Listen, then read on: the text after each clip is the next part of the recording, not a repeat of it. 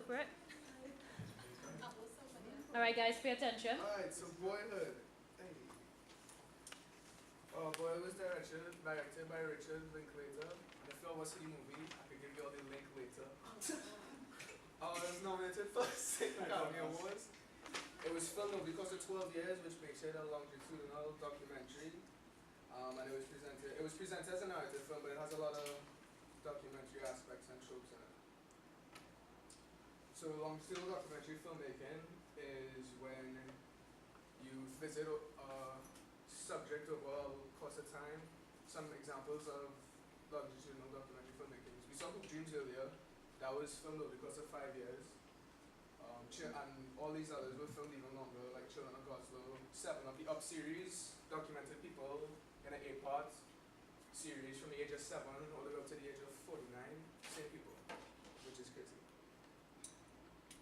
I should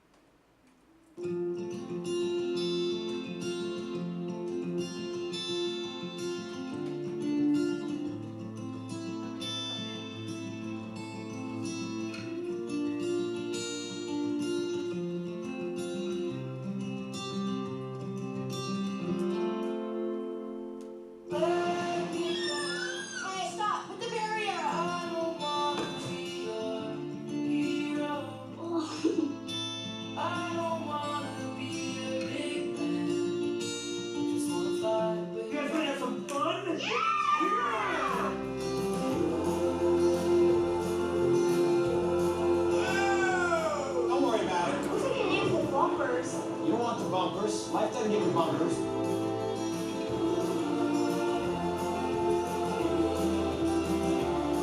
We have a new student joining us today. Edit onto the suck.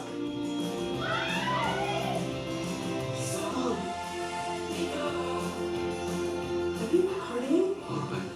Oh,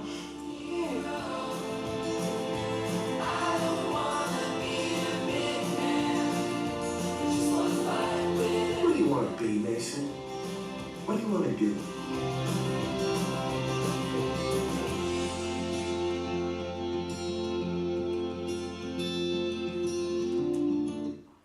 Alright, so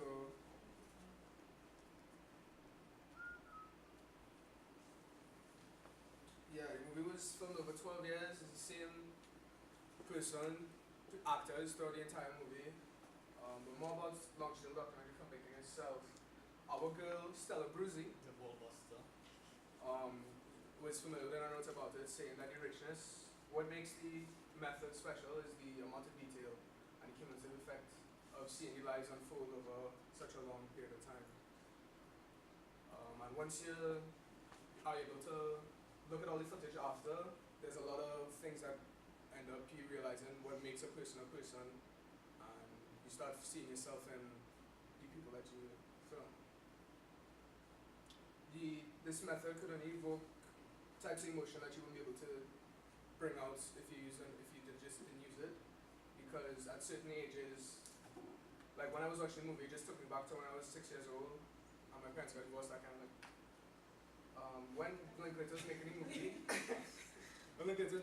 he wanted to make a film about childhood and about growing up, and so it follows Mason, who's in a pretty ordinary middle-class American family and is going through a divorce. And Linklater said at some point in your life you just stop growing up and you start aging, but he doesn't think anybody can pinpoint it. And at the end of the movie, I think is when the character stopped growing up and started just aging. The script was based on the cast. So he would film them for a year and then write for the next year, depending on how the character progressed, the actors progressed in their natural lives. Like for instance, where the character Mason wanted to become a photographer, and that's what he went on to study. In actuality, the actor himself became close with one of the photographers from the set, and that drew him towards photography. So they just wrote this story based on his interests. Yeah, so Richard Linklater said the story was going to go wherever Ella Coltrane, who plays Mason, went. So it borrowed a lot from documentary in that way, but it's still a written narrative film. The truck he uses in the movie is actually his truck as well.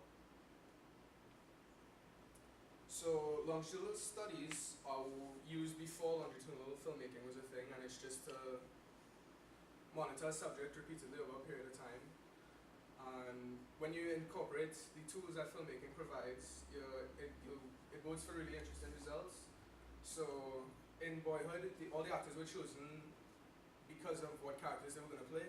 So Patricia Arquette and Ethan Hawke, who played the parents, were chosen because they had just recently become parents themselves, and their children in real life would be around the same age as the kids in the movie, so that the emotions and the interactions would be more genuine.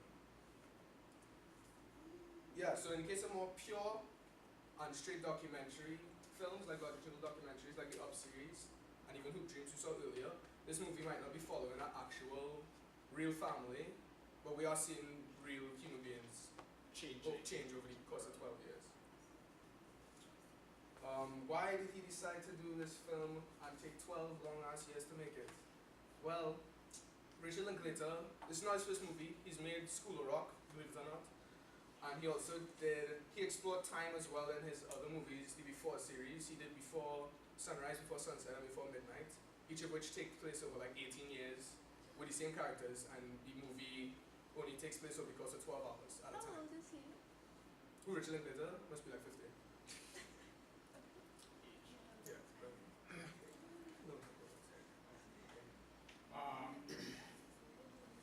The film really brings home towards the end, where everyone is saying seize the moment. It is kind of on the whole thing that makes this more of a documentary is the perspective of time, since time doesn't cut from one moment to the other, but it continues along throughout 12 years like a string. Also, there's no real plot or anything, which is why it also feels like a documentary sometimes when you're watching it, because nothing extraordinary is really going on. It's just like following A life story. instead of seeing a kid undergo a surgery or watching him deal with his father who's sick or whatever. He just grows up on screen, which is kind of observational in a way. Is Boyhood a documentary? Some documentary purists might, like Grayson and Stella Bruce, the Ballbuster, might disagree, but what men like Flaherty, who is looking to more evoke emotion, might appreciate this film because it does definitely achieve that.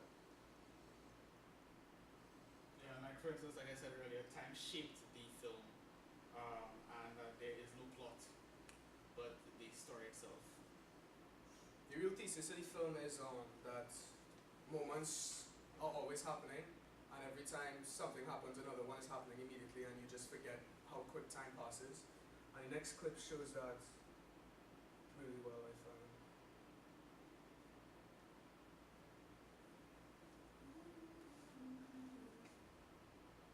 Isn't that kind of crazy though, that a computer knows who you are from just 20 questions off a form? I guess there are really only like 8 types of people in the world. This towards the end of the I movie mean, when he's there's a subsets of male and female, Well, but 18 years old. apparently we're not as unique as we want to think we are. You even talked to this guy yet? No, but we've been trading emails.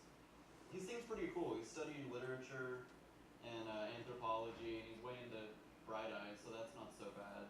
But anyways, he was telling me about how the system they use for assigning roommates is kind of spooky. Like, the freshman status